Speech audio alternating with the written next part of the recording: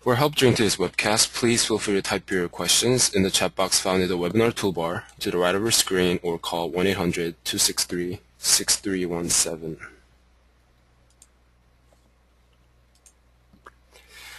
For content questions, please feel free to type those in the questions box and we'll be answering those after the presentation. Here's a list of the sponsoring chapters, divisions, and universities. I would like to thank all of the participating chapters, divisions, and universities for making these webcasts possible.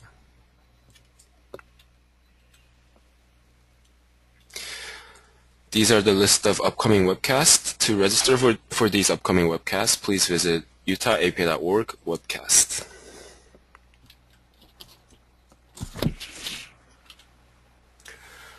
We're now offering distance education webcasts to help you get your ethics or law credits before the end of the year.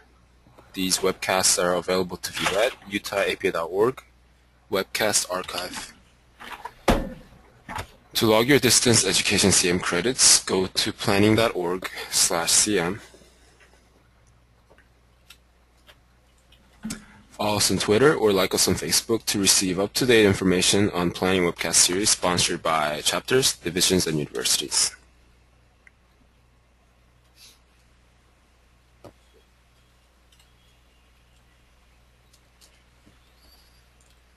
To log your same credits for attending today's webcast, please go to planning.org/CM, select today's date, select today's webcast. This will be available for 1.5 same credit.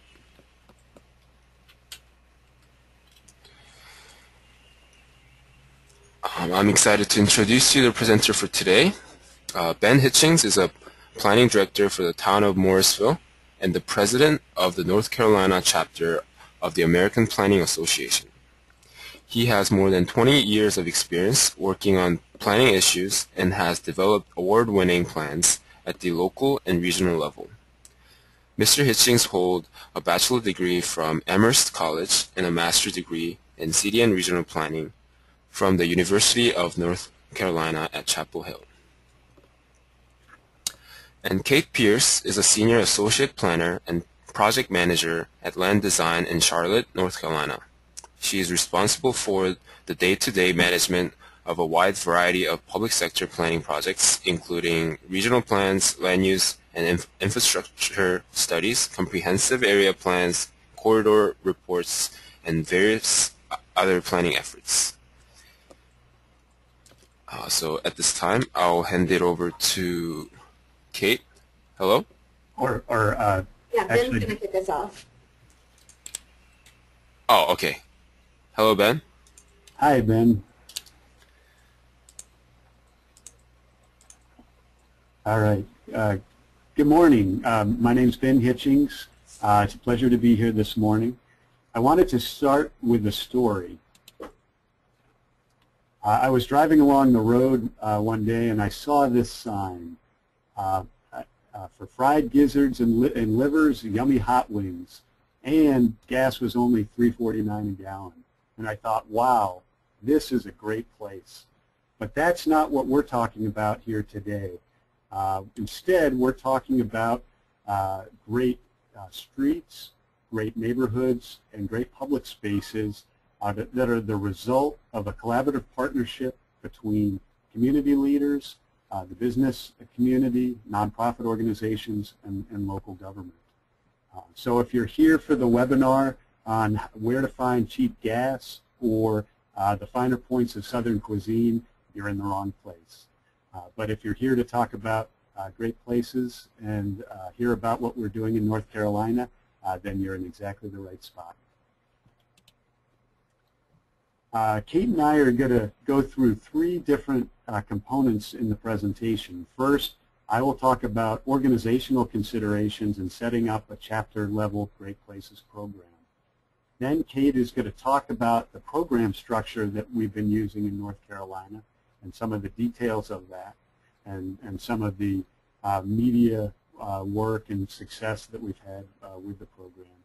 And then I'll conclude with some of the innovations that we've developed and lessons learned and a brief discussion of how the program might be adapted for chapters large and small.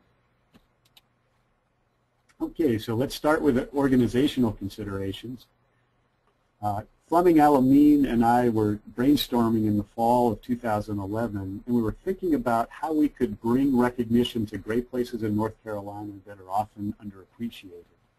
We were also looking for a program that would highlight the positive impacts of planning and help us engage decision makers on what makes places great. And finally, we thought it would be really helpful if we could have a signature project that might catalyze expanded chapter volunteer participation in our work.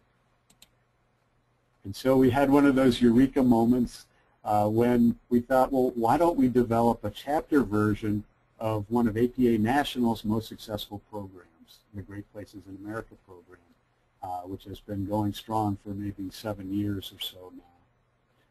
And so that's what we set about doing. We worked with our executive committee at the chapter level to brainstorm on the concept. Then we formed a project committee. I drafted a concept paper. We worked with APA leadership and staff who were very helpful and supportive in our effort. Like with any project, especially one that has a lot of deadlines and a fair amount of coordination, we drafted a project work plan and a budget. Our executive committee allocated $5,000 in project funds, and we also applied for a CPC grant, which we received for another $5,000, which helped us pay for a video public service announcement, and we'll talk a little bit more about that later in the program. The assistance that APA National provided was really helpful in structuring the program in an effective way. And so Paul Farmer, Denny Johnson, and others counseled us on how we might do this.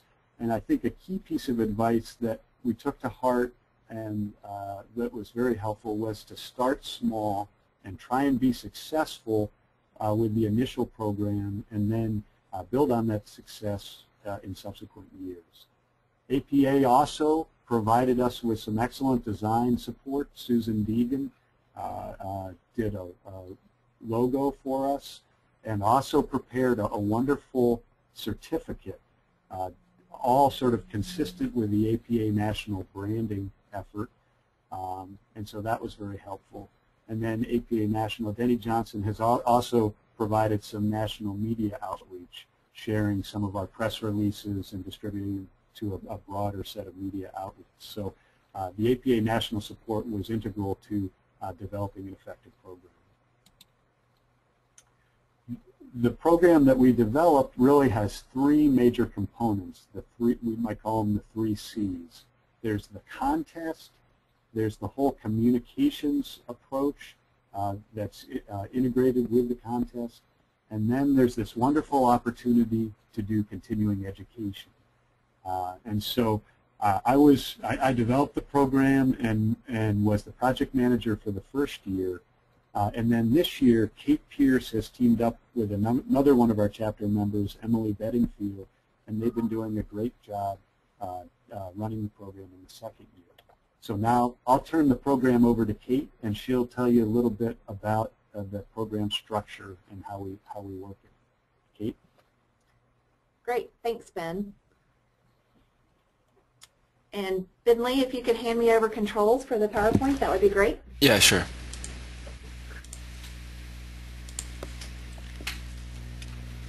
All right, so I will talk a little bit about the actual project components and the structure of the program.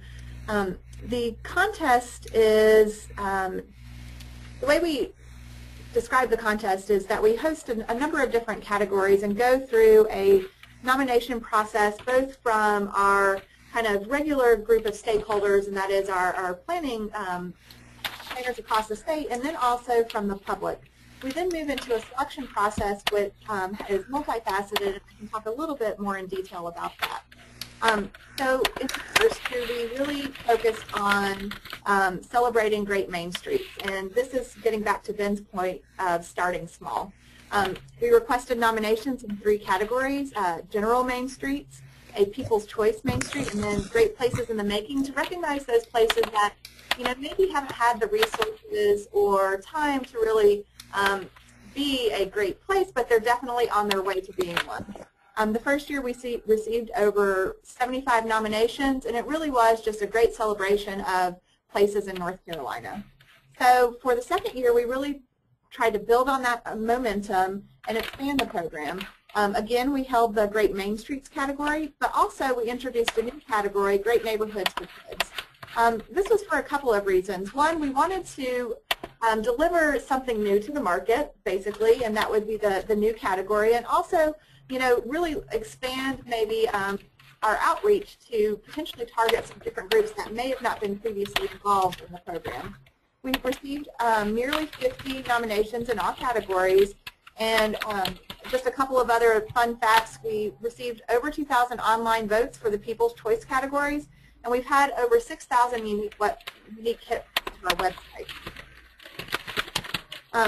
So for the selection, we actually convened a group of experts.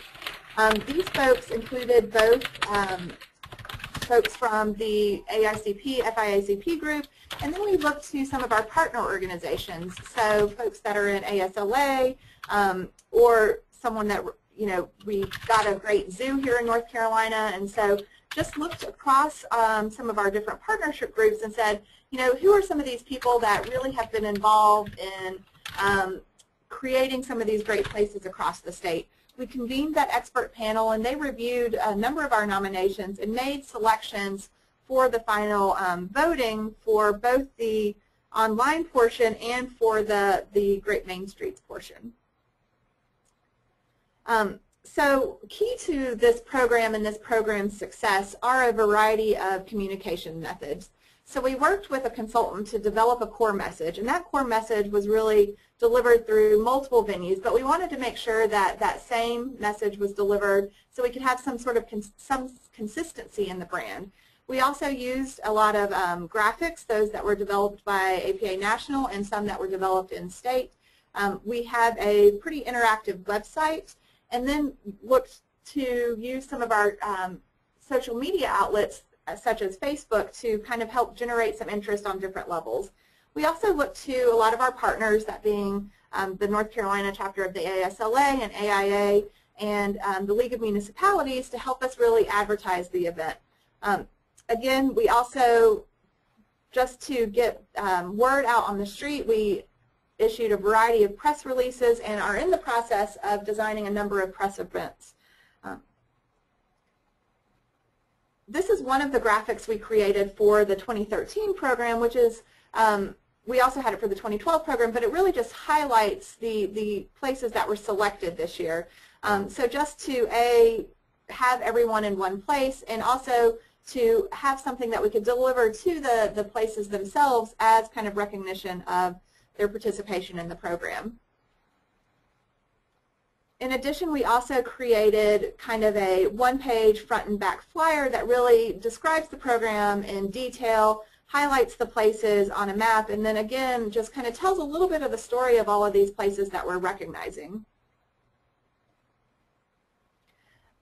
I want to pause here for a moment and talk about the media coverage. I think there are really three critical points through the process that media, especially traditional media through our print advertising, made a distinct difference. One, we issued a press release to solicit nominations. The second kind of key point in the process was to issue a press release to encourage voting for the People's Choice categories. And then the third key piece was really celebrating the winners through another press release. So we were able to develop all of these hooks with our communications consultant, issue the press releases, and then follow up with the editors and reporters individually to help really kind of generate interest in running our story. And to date, we've actually had a lot of great coverage. The program's had articles in we've had over 21 news articles, multiple PSAs on local radio and local TV stations, and several mentions in our partner publications.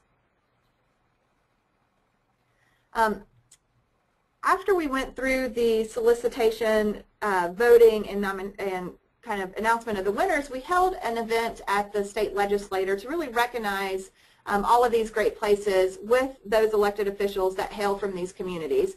It was a great event. We had a packed room, as you can see kind of in the picture in the bottom left. It was at capacity and people even standing outside looking in at us. And we welcomed all of the elected officials from the recognized communities to come up and give a little bit of a background or a little bit of story about why they think their community is great. It really was a very celebratory event where lots of media was in attendance and got some great coverage. It is something where I think across political lines, people were really able to come together and celebrate their communities. So it didn't have you know, there wasn't a left and right to it. It was everyone coming together to really celebrate what makes their communities great. And so it was a great kind of cap to the 2013 program. In addition to the legislative event, we're currently in the process of going out to each community and hosting local recognition events. And these are some images from the events held during the 2012 program. The local recognition events ranged from a simple presentation to a board of elected officials to the image you see in the middle to a presentation during a street festival in downtown Asheville. So the type and scale of recognition events really depended on what the community wanted to organize and how they wanted to communicate the recognition themselves. And just a great way to generate interest from a larger group of folks around the program and to really recognize all the local effort that is needed to create places, to create great places. One of the other components that's been mentioned is that we're also going to incorporate this program into some continuing education opportunities.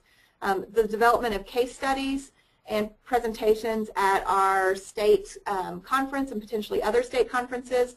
We also created basically a package presentation that any of our members can access and deliver to communities, and hosting webinars like the one we're on today.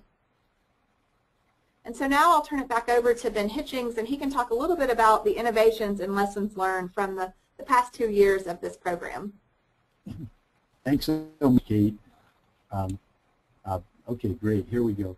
Well, so we learned a lot from APA National, and that was the inspiration for the program. And we also developed some innovations on our own to augment that program and tailor it to our particular circumstances in North Carolina. And one of the innovations that we developed was adding this element of an online contest and sort of using the power of contests to drive people to our website and learn about the program. And so we've done that both years. We work with a company that provides software that allows us to configure our contest. First, we invite anyone, any member of the public, anyone who can log on to a website, to upload 2 photos and a statement of up to 100 words identifying their favorite great place. Then our expert panel, as Kate mentioned, selected 6 finalists from all the nominations, and then we put those back up on the website and invited anyone to vote for their favorite. And both years what happened was that a couple of the finalists kind of pulled out in front with a lot of votes, and the first year we actually had a dramatic finish where we had 3 weeks of voting, and the contest went down to the final minutes, and the winner, Mount Airy, won by 4 votes over the town of Southport, and each community had about 500 votes. So that added some excitement and interest and accessibility for the program. The fact that we had an online contest also was something that helped us garner media attention, because the program allowed anyone in North Carolina to participate. The second, a second innovation that we developed is this concept of a great place in the making. North Carolina is blessed with many great places, but there are also a lot of communities that are still working to create those kind of places. And so we wanted to celebrate those as well. So in both years we've had this special category for a great place in the making, where the community has gone through a lot of work, often a planning effort, and has begun implementation to try and create a great place. And that category has generated some wonderful stories. In the first year, downtown Gastonia was selected, and this year the town of Elkin in the Yadkin Valley was selected as our great place in the making. So that's been a neat element of the North Carolina initiative. Another innovation that we developed this year was to add a public service announcement, a short video to help advertise the program. And so thanks to, oops, looks like we went too far. Thanks to a generous grant from the Chapter President's Council, we were able to hire a video firm, Destination by Design, out of Boone. Let's see, okay, there we go. And so we worked with them to develop this 30-second PSA. And then we sent it out to TV stations across the state. And TV stations in the Charlotte area, Winston-Salem, and the Raleigh area all picked it up and showed it. And so we invite you to take a look at the PSA once the webinar is over. You can watch it at greatplacesnc.org. We have a link to the YouTube site where the video is hosted. So that was a great way to expand the awareness of the program. At the end of the PSA, it encourages folks to go to the website, submit a nomination, and vote for their favorite great place. Let's see. Ben, can you advance it? Okay. One other innovation that we developed this year was working with legislators, and one in particular from Mount Airy, Representative Sarah Stevens, to have the General Assembly of North Carolina adopt a resolution celebrating our 2012 Great Places. And so that legislation has been introduced, and celebration is being prepared for when the General Assembly is slated to adopt the resolution. Now, as it turns out, in North Carolina, in order to have a resolution adopted by the General Assembly, the resolution has to honor a deceased person. And so, very fittingly, Representative Stevens selected Andy Griffith from Mount Airy, who recently passed away, but who is a wonderful embodiment through his work with the Andy Griffith Show in Mayberry in celebrating small towns and great places. So you'll notice references to Andy Griffith in the resolution. It's House Bill 861 if you want to check it out at ncledge.net. So that's a fun and exciting way to continue to honor and recognize these places, help give these places more publicity, and help share the program with a broader audience. Ben, if you can advance it, I don't seem to have control here. Okay, let's talk about some keys to success. And we've already talked about starting small. Again, Paul Farmer counseled us to do that. It was certainly wise counsel. As Keith described, we expanded the program in the second year. You know, a big consideration when developing a program is going from the founding year to subsequent years as you institutionalize the program. And we were very fortunate to be able to recruit Kate and her colleague and Emily Bedingfield to be project managers this year. There is no question that this is a program that requires a lot of work. And so you really need project managers who are capable and committed and willing to see the project through. And the way the project unfolds, there are a series of deadlines as you first issue a call for nominations, and then you announce the finalists in the online contest, and then you announce the finalists for the program, or the places selected in the program overall. And even between those particular deadlines, there are other deadlines for content on the website and developing the online contest. So you really need folks who are committed to seeing the project through. A good webmaster, as always, is always helpful. We've done a lot with the website. Getting the content up there is an ongoing task throughout the program.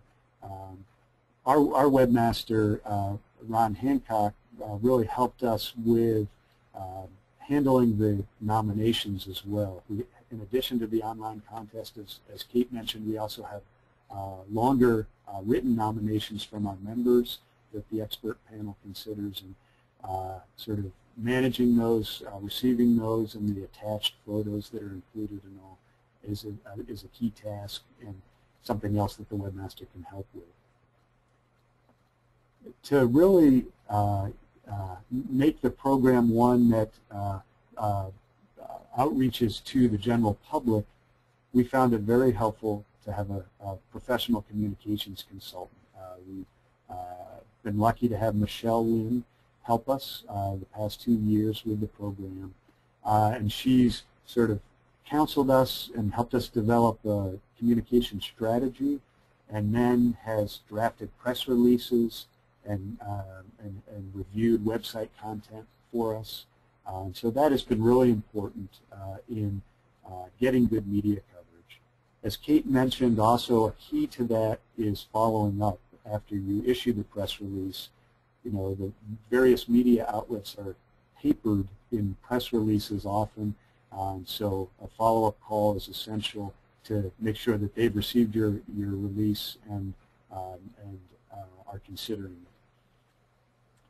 As I mentioned before, the online contest helped to generate a fun and engaging element to the program, so we certainly have found that to be a very valuable aspect of the initiative.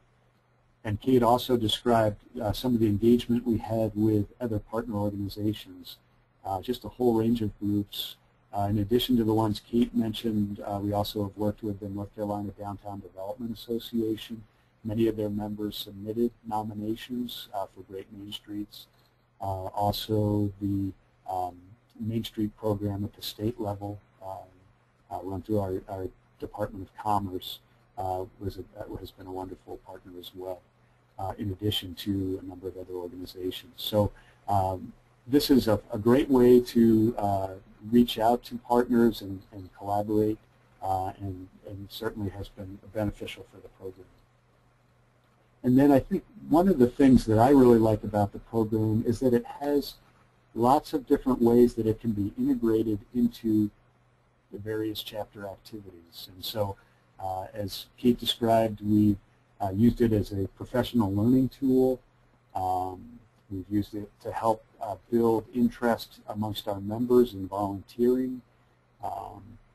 And so it's a fun, positive program that can really help to develop your chapter at the organizational level as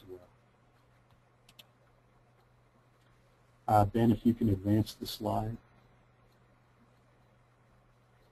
Let's talk a little bit about how we might transfer some of the things we've learned to other chapters. I know other chapters are doing great work on chapter level Great Places too.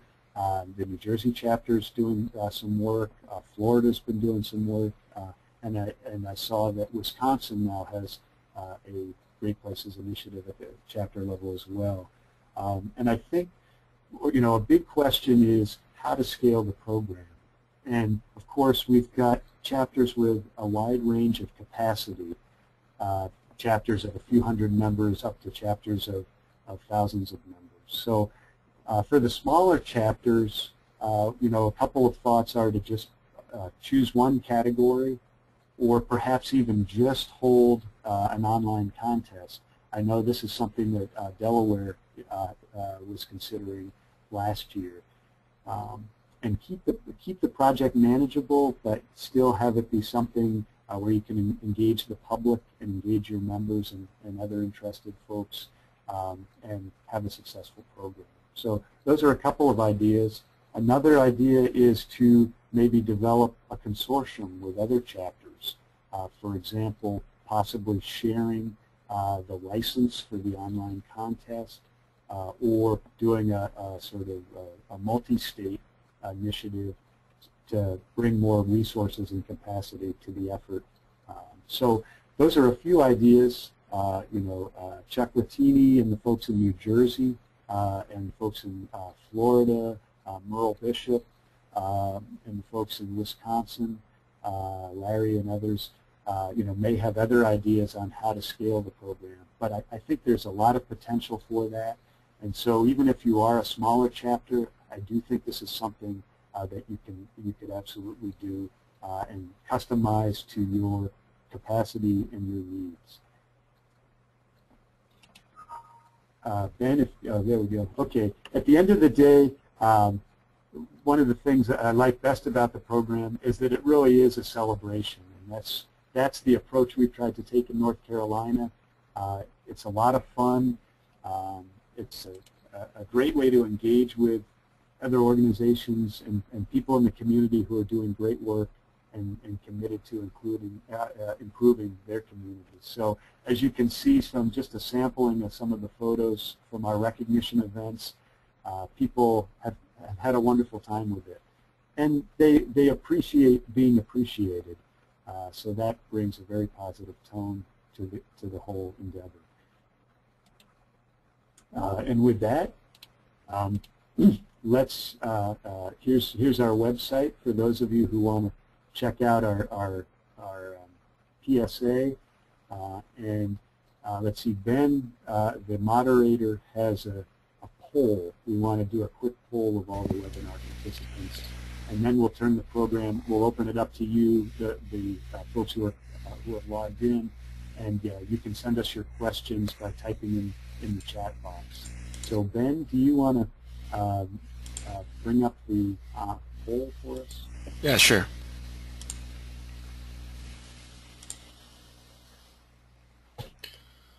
First question is, are you an APA member?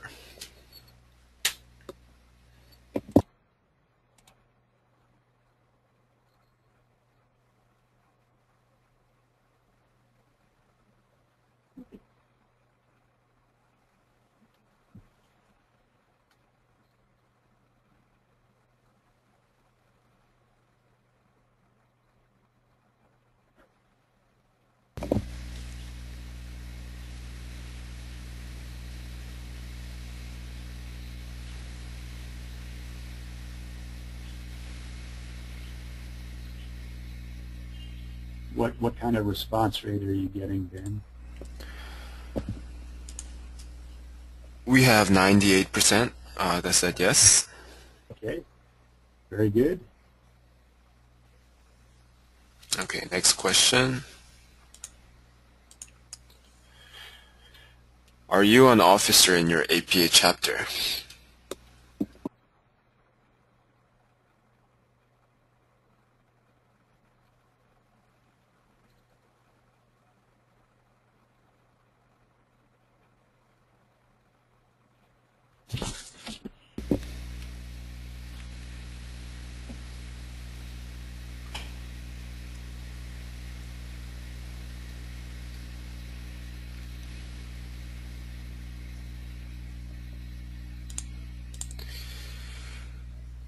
We had 12% that said, excuse me, that said yes, and 88% said no.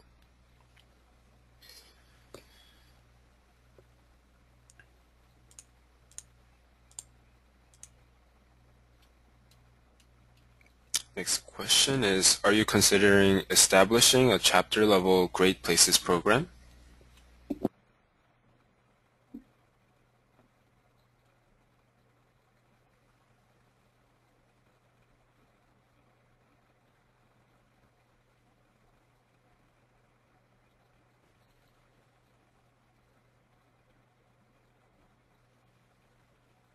I can almost hear the clickers being clicked here for our keypad polling.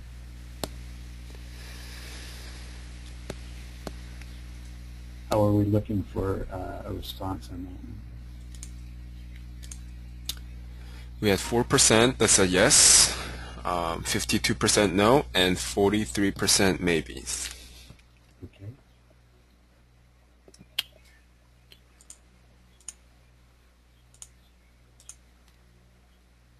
Next question is, do you see ways you can scale this program to match your chapter capacity?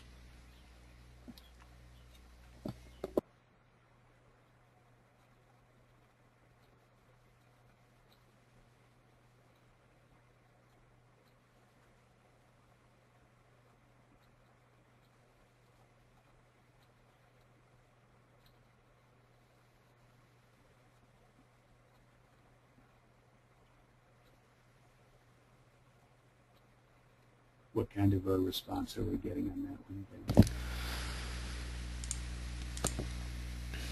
We had 44% said yes, 9% no, and 47% maybe. Okay, and now we've got just one more question. Yeah.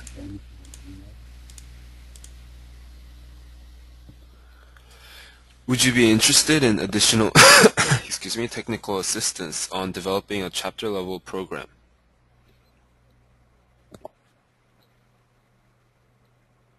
This is something that we talked about with APA national staff in Chicago, and I think I think we would welcome the opportunity to provide this if folks think it would be helpful. Exactly what it would look like would depend, but it would also depend on what kind of interest there was. Okay. So 15% yes, 25% no, and 60% said maybe. Great. Okay, well, thanks for running the poll, Ben. Can we open the chat line for questions? Yeah, sure.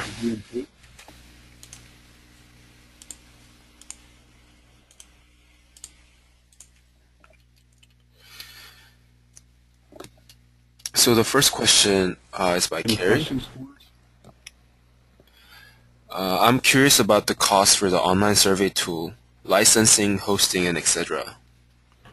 Okay, yeah, for the online contest, we worked with a firm called UPick'em.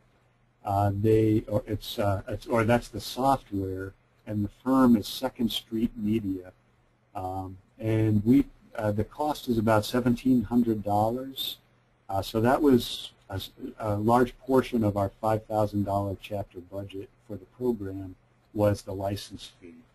The software is well designed. It helps you really configure a contest the way that you would like.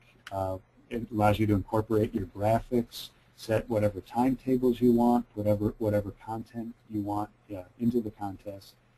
I think the one area where we got some complaints was with the voting.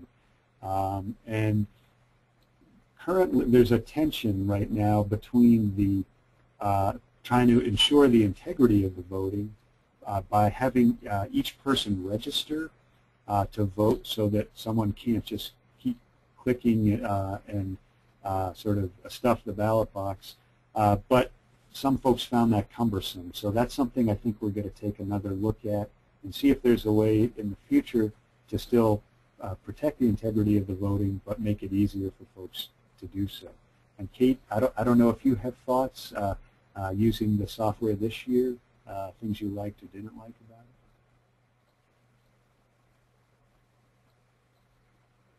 See, I can't hear you, Kate. I don't know, are you able to speak on or Ben? Ben Lee, can you make Kate extension?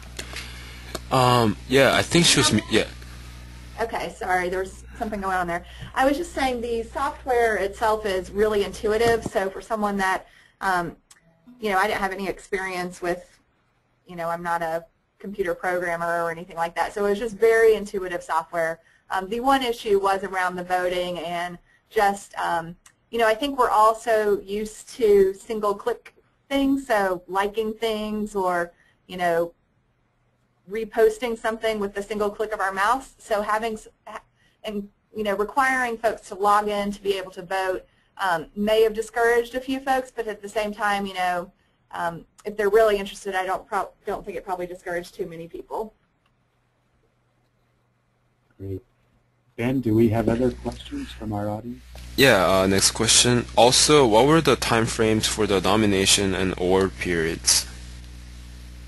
Kate, do you want to talk about it in terms of this year? So this year we were actually working on a compressed time frame. One of our key dates was the legislative event. So we actually backed out our calendar in order to make certain that we were ready to go for the legislative event with all of the selected communities. So we opened a call for nominations. Well, first we kind of sent a save the date, just like letting folks know that it was coming down the pike to, you know, try to just start kind of get the wheel going. We then held a call for nominations, which I believe we kept open for about 2.5 weeks. From there, we convened our expert panel and quickly turned around the finalist for the online voting, and then kept the online voting period open for about 10 days, 10 to 12 days, I believe, and then closed the online period, or the online voting, and then really quickly turned around the announcements of the selected communities.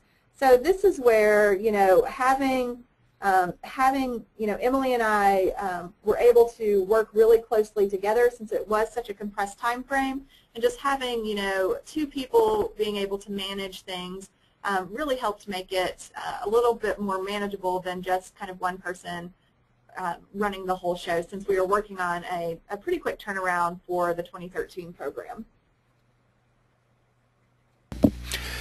And how large was the expert panel? So let's see, the first year we had 6 panelists. As Kate described, we have our chapter president. We tapped some of our North Carolina FAICP members, and then we also tried to bring in some folks from other organizations, such as the American Society of Landscape Architects, and also a wonderful state magazine called Our State. The editor helped us with on the expert panel, and she has a wonderful knowledge of communities across North Carolina as well. This year, Kate, you want to talk about the format this year? Yeah, so we basically followed the same format. Again, the chapter president was part of our panel, and some of our FAICPers again. We also had the president of the North Carolina ASLA chapter, who also runs the Safe Routes to School program in the state. And since we introduced the new category, Great Neighborhoods for Kids, we thought that his perspective and, you know, connections between neighborhoods and schools would be really interesting for this year's program. We also invited a landscape architect that has a lot of experience with streetscapes and kind of small town urban renewal projects to join the panel. And so it was a really well-rounded group of people, and I would hope to think that as the program evolves over time, we continue to kind of expand the net of folks that are serving on the expert panel to really encourage some interdisciplinary work amongst all of the groups and organizations that are kind of in our field. And this question is from James. Were there staffing volunteers other than web organizers and video programmers? Yes. So let's see, in the first year we had sort of an advisory committee, so we, you know, we had different people who would review the materials as we developed the structure of the program, since it was the first year. So we had a cadre of up to about 30 volunteers when all was said and done. Those folks helped us with different aspects of the program, in addition to helping to develop and review the program structure, they also helped us with some of the recognition events. So members of our executive committee who might live in or work in a particular part of the state would go and represent the chapter when presenting a framed certificate to a community in their part of the state. I think in the second year, because we had the structure put together, we didn't need as many volunteers, but we did, of course, have the communications consultant and the webmaster. We also do have a part-time paid trader who helped with logistics on the project. But Kate, I don't know if you want to add some additional thoughts on that. Yeah, I guess the only point I would add is that, you know, as the program, obviously both Emily and I are volunteers on it, and to be, you know, just to set everyone's expectations, as been mentioned, it's during the program itself or the contest itself, it can take a lot of time. So just ensuring that the folks that are the program managers have the time and the commitment and the desire to run the program, I think is critical to the success of it, because it's not something that's just, you know, 30 minutes here and there. The hours add up definitely during when the program itself is running. So just making sure that, you know, you've got someone that can build that into their schedule and that is willing to do it and that really wants to do it, because it's an exciting thing to be involved in, but it you know, it takes the work on the front end as well. Thank you. And next question is from Art. How many communities have expressed an interest in participating in the program? As you move forward, do you expect to expand? So we had, as Kate mentioned, we had about 75 nominations in all the categories the first year and close to 50 in the second year. There are a lot of great places in North Carolina. So there are a lot.